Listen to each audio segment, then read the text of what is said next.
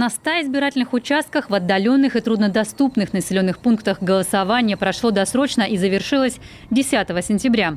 Одними из первых в регионе свои голоса отдали оленеводы. В тундру члены избирательной комиссии и наблюдатели добирались на вертолете. Кроме того, для организации досрочных выборов использовали речной и автомобильный транспорт повышенной проходимости. Наверное, как любой гражданин нашей страны, да, естественно, хочется, чтобы как-то ситуация в стране, допустим, вот он на данный момент, да, в республике, да, если главу республики, там горсовет, чтобы, и как-то городские власти, наверное, больше делали какой-то акцент, я не знаю, на, помощь людям, гражданам. Это видео сняли медики Коми республиканской больницы. Они не только лечат пациентов, но и помогают реализовать избирательное право. Здравствуйте. 86-я участковая избирательная комиссия. Члены участковой избирательной комиссии при больнице – сами врачи. Каждую неделю они проходят тестирование на ковид, и только у них есть доступ в красную зону. Свой выбор в КРБ сделали 224 пациента, половина с коронавирусом, что не помешало исполнить гражданский долг.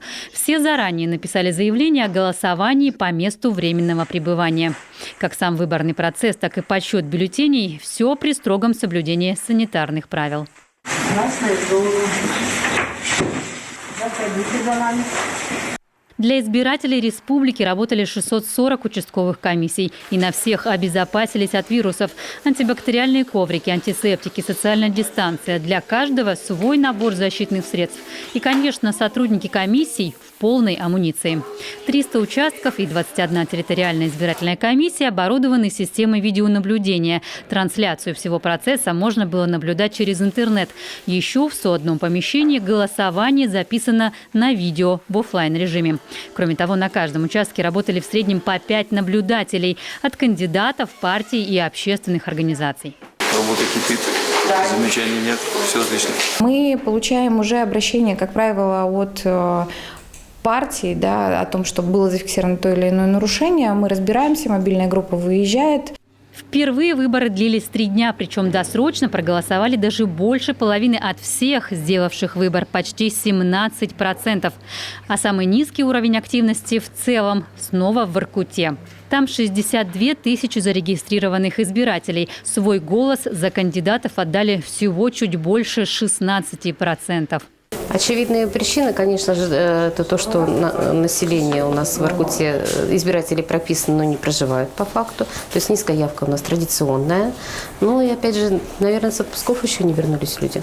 Тем не менее, работали в Воркуте все 50 комиссий, 3 временных участка в больницах. Избиратели получали по 5 бюллетеней. Как и во многих районах Коми, здесь, кроме главы региона и депутатов Госсовета Коми, выбрали представителей в местный совет. Мы выбираем тех людей, которые нам делают будут полегче во всем.